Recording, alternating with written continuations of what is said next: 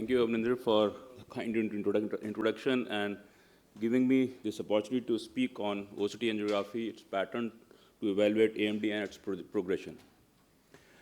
In my opinion, macular degeneration is one retinal disorder where the potential of OCT angiography technology is best utilized and gives practical clinical information which is translated into its clinical use.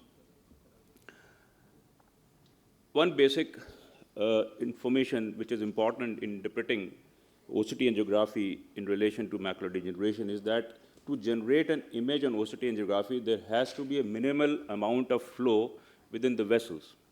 If there is no flow, there will not be any image. And another important thing is that OCT angiography cannot directly show leakage. On the left-hand side, there are cross-sections of the retinal images. And on the other side, you see these are various layers and fast maps. In macular degeneration, we have to concentrate mostly in this area of the scan. That is the avascular complex. Above that is the superficial and the deep vascular complex. And this is the area of avascular complex, chorea capillaris, Brooks membrane, and the choroidal vessels, where most of the activity occurs in age-related macular degeneration. Though there are situations like RAP and other things where changes can occur. But to simplify things, OCT angiography has high diagnostic value in detecting macular neovascularization or choroidal neovascularization. It is useful in detecting all three types of macular neovascularization, whether it is type 1, type 2, or type 3. Another important thing about this is you can differentiate these types of neovascularization very effectively with OCT angiography. In macular degeneration patients, the retinal architecture is very much disturbed, so you have to sit on the machine and do your analysis using these segmentation slabs by your own. You cannot depend on any other person, whether it is a technician or any other ophthalmologist, to decide what is happening inside the machine. And another thing is reviewing both the NFAS and the B-scan images are important to reach at the right diagnosis. So you have to compare both these B scans. You have to see the flow signals on the B scan and interpret those images with the corresponding NFAS images. The segmentation should be correct to locate the choroidal neovascularization.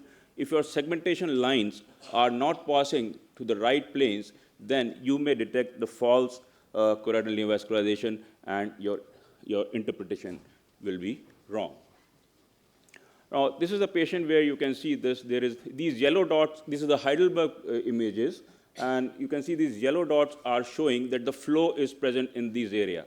These are this is the image without any OCT details. Here you can see only the flow. And here these flow dots are superimposed on the B scan. And this is the flow present below the RP, and this is the NFAS image of the same. This is type 2, where you can see this flow is present above the RP, and this is the vascular network above the RP.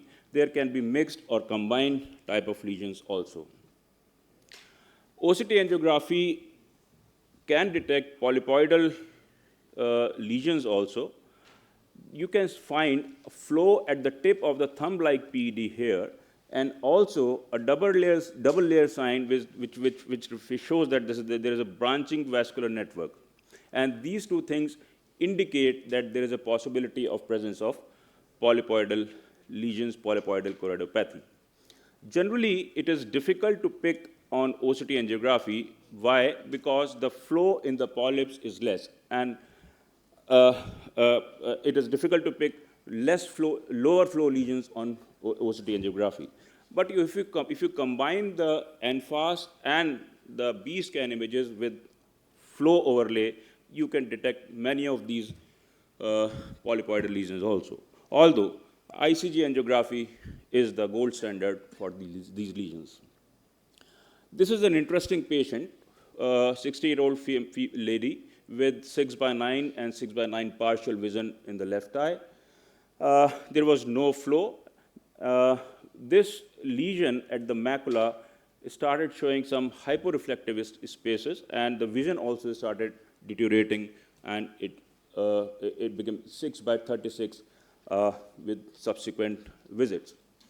Considering this as a serous fluid, this patient was given anti-VEGF injection, but there was no improvement in vision or in the presence of fluid. OCT angiography revealed that there was no flow, there was no choroidal neovascularization. Actually, this was a patient of adult onset vitelliform dystrophy.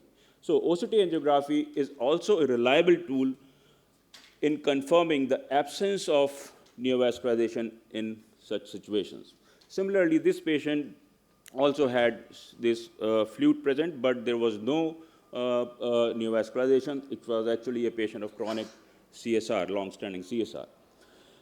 This is a patient with flow present here, and you can see this on the NFAS image also, but there is no fluid present. So this is a patient of non-exudative choroidal neovascular membrane, quiescent choroidal neovascular membrane. Almost about 20 to 80% patients eventually convert to exudative CNVM from these patients. So these patients need close follow-up, but mostly you don't require to treat these patients until you see signs of fluid development. These lesions can only be detected effectively on OCT angiography, and they are easily missed on fluorescein angiography as well as on OCT. Fellow eye examination is also important in macular degeneration patients. 6 to 20% of the exudative macular degeneration patients have non-exudative CNVM in fellow eyes, and these patients may develop exudation at a later date. Now, how do you differentiate between active and non-active macular neovascularizations? There are features like if the network is densely packed net, CFANs with extensive branching, extensive capillary sprouting, and numerous anastomoses. And also, if there is a dark halo around the choroidal neovascularization, all these signs are indicates that this is an active neovascularization, and this might require treatment. Larger diameter filamentous vessels with lesser branchings, lower capillary sprouting, and anastomosis, and these are the lesions with inactive lesions. Now, treatment response can also be monitored seeing the appearance of neovascularizations with the help of OCT angiography. Most of the lesions, the maximum response occurs 2 weeks after the treatment, but the reproliferation with reopening of the previously closed choroidal neovascularization can be noted by 4 weeks. So you can monitor these lesions by seeing the appearance of neovascularization, how it is responding. Now, what suggests activity on OCT angiography? Increase in the lesion size or flow area, increase in the vessel density, high flow signal density. These things, there are softwares in different machines, some machines, which can measure these areas, flow areas, vessel density, and signal, and give you information whether the macular neovascularization is active or not. The peripheral anastomosis or loops, the morphological lesions, can also give you an indication. The dark halo around the lesions, all these things indicate that there is a possibility of activity of choroidal neovascularization. There are limitations of OCT angiography. In most of the machines, the area scanned is too small. There are various artifacts, segmentation errors, and it does not show leakage directly. But in spite of that, it has high diagnostic value in detecting the presence or absence of macular neovascularization. It has capability of detecting early and subclinical changes, and it is a useful and dependable tool in monitoring and managing your neovascular AMD patients. AI-based OCT angiography analysis is under development, and that will, in very near future, will help in deciding which patients needs treatment. Thank you.